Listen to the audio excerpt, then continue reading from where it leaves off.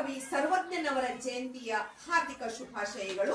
16ನೇ ಶತಮಾನದಿಂದಲೂ ಕೂಡ ಎಲ್ಲ ಜನರ ನಾಲಿಗೆಯ ಮೇಲೆ ನಲಿದಾಡ್ತಾ ಇರತಕ್ಕಂತ ಕವಿ ಯಾರೆಂದರೆ ಸರ್ವಜ್ಞ. ಇವರನ್ನ ಸಂತ ಕವಿ, ಆಶು ಕವಿ, ದಾರ್ಶನಿಕ ಕವಿ, ವಿರಕ್ತ ಕವಿ, ಕ್ರಾಂತಿವೀರ ಕವಿ, ಗಂಡು ಕವಿ, ವರಕವಿ ಎಂತೆಲ್ಲ ಅಭಿಧಾನಗಳಿಗೆ ಭಾಜನರಾಗಿರತಕ್ಕಂತ ಕವಿ ಸರ್ವಜ್ಞನೆಂದರೆ ನಮ್ಮ ಹೆಮ್ಮೆ. ಹಾಗಾದ್ರೆ ಸರ್ವಜ್ಞ ಹೇಗೆ ರೂಪುಗೊಂಡರು? ಸರ್ವಜ್ಞನವರೇ ಹೇಳುವ ಹಾಗೆ ಸರ್ವಜ್ಞನೆಂಬುದು ಗರ್ವದಿಂದ ಆದವನೇ, ಸರ್ವರೊಳಗೊಂದೊಂದು ನುಡಿ ಕಲಿತು ವಿದ್ಯೆಯ ಪರ್ವತವೇ ಆದ ಸರ್ವಜ್ಞ. ಸರ್ವಜ್ಞ ರಚಿಸಿತು ತ್ರಿಪದಿ ಸಾಲುಗಳು. ಆದ್ದರಿಂದ ಇವರನ್ನ ತ್ರಿಪದಿ ಬ್ರಹ್ಮ ಎಂದು ಕರೆಯುತ್ತೇವೆ.